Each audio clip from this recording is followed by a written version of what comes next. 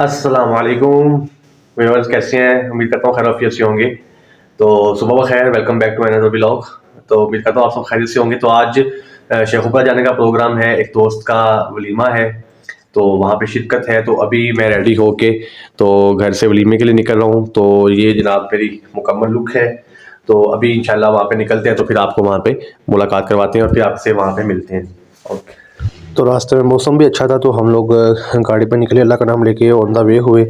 और कुछ ही देर में हम लोग जो है वो अपनी मंजिल मकसूद पहुंच गए, क्योंकि हमारे घर से इतना ज़्यादा फासला नहीं है, आधा घंटा तकरीबन लगता है। तो इसके साथ ही मैं शेखुपुरा मिनल मेरी हाल में पहुंचा। तो वहाँ पे मैंने कहा आपको वाइड लुक दिखाते हैं, चले अंदर चलते हैं। अब अंदर दाखिल हुए तो अंदर देख लग के जहानाबाद था। तो बड़ा अच्छा मेन्यू रहा उनका, और काफ़ी ज़्यादा डिशेस बनी हुई थी। और बिरयानी थी, चिकन था, ब्रोस्ट था, कबाब थे, स्वीट थी, चाय थी, ड्रिंक था, सलाद था, आइसक्रीम थी, ब्रोस्ट था, और भी बहुत कुछ था। और सलाद भी साथ साथ था। ये कबाब है, और काफ़ी अच्छा मेन्यू रहा उनका।